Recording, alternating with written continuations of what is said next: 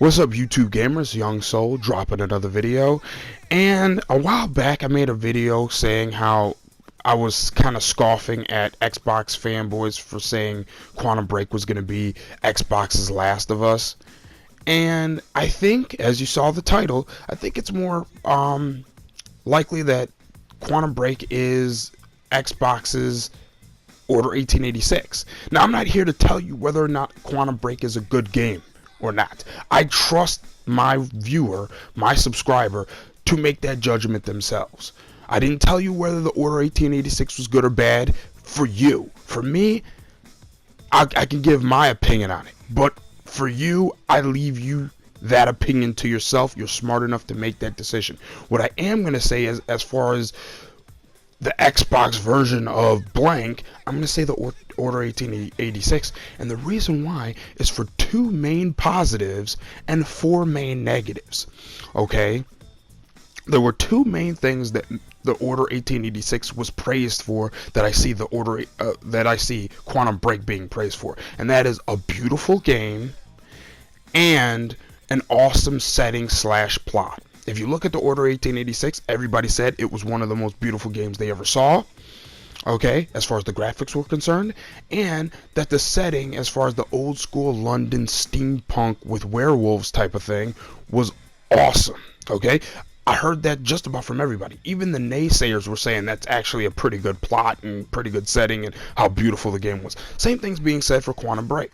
Very, very beautiful game, very awesome plot / settings. Okay, the problem is the 4 things that the Order 1886 was raked over the coals for, they were absolutely bashed and trashed for, seem to be present for Quantum Break. And those 4 things are this: no multiplayer in the form of co-op or competitive multiplayer. Both the Order 1886 neither the Order 1886 nor Quantum Break have any sort of multiplayer. Number 2, replayability.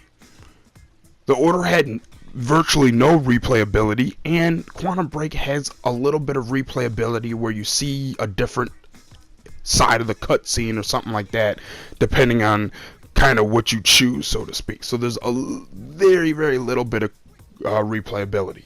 The third thing is unbelievably long cutscenes by design. Both the Order 1886 and Quantum Break have super long cutscenes. Now, I'll give the Quantum Break on this particular thing a little bit of an edge, because you can skip through them where you couldn't with the Order 1886. So I'll give Quantum Break a bit of an edge on that.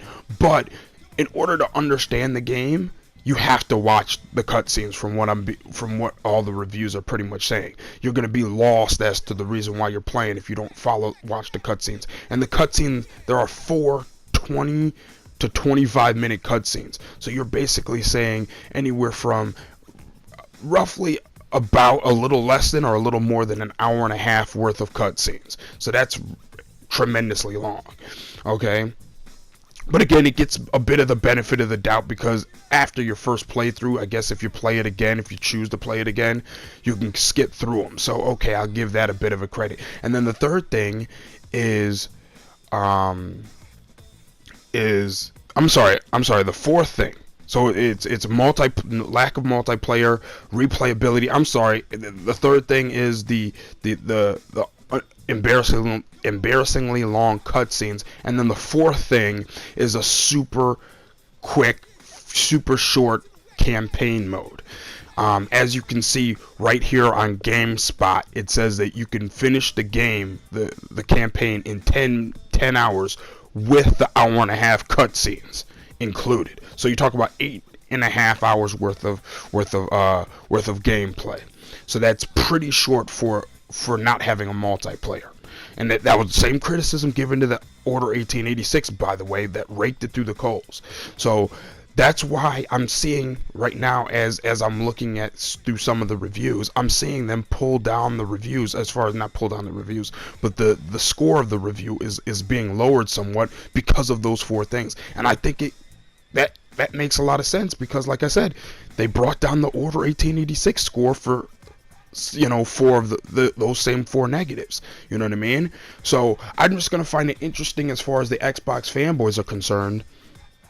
How when those four negatives brought down the Order 1886, they thought those review sites were fair. But now the same four negatives are popping up for Quantum Break, and these scores are coming in, some of them okay, but some of them kind of low. Watch as these Xbox fanboys cry media bias on some of these reviews, even though they had no problem with the same type of low scores for the Order 1886 for the same negatives. I want you to think about that for a second, and let me know in the comment section what you think about the hypocrisy, the incoming hypocrisy that I can guarantee you about the media bias. And if you played the game, let me know what you think of the game itself. If you know what I'm saying? If you plan on playing, I should say, because obviously this video is coming out before the game actually releases. But if you plan on playing it, let me know what you think of my assessment, and I'll holla back. Peace.